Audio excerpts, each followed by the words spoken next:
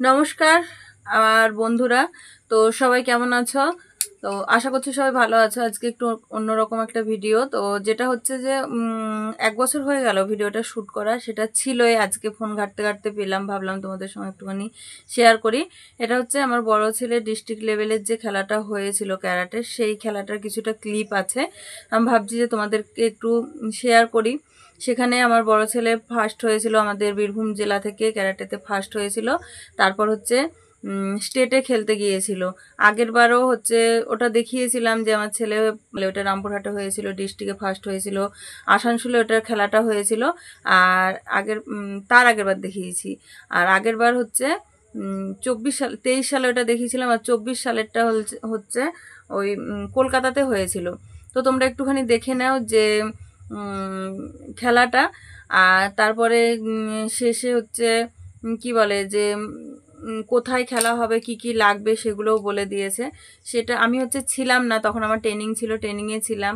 তো আমার বর গিয়েছিল, সঙ্গে 2 ছেলে গিয়েছিল। 2 ছেলেই 24 সালে আমাদের বীরভূম ডিস্ট্রিক্ট থেকে ফার্স্ট হয়েছিল, আমাদের পাইকর হাই স্কুল থেকে। তো এটা একটা গর্বের বিষয়, তোমাদের সঙ্গে শেয়ার করা হয়নি। একটুখানি দেখে নাও কেমন খেলেছে আমার ছেলে, অবশ্যই বলবে। তো চলো ভিডিওটা তোমরা দেখে নাও।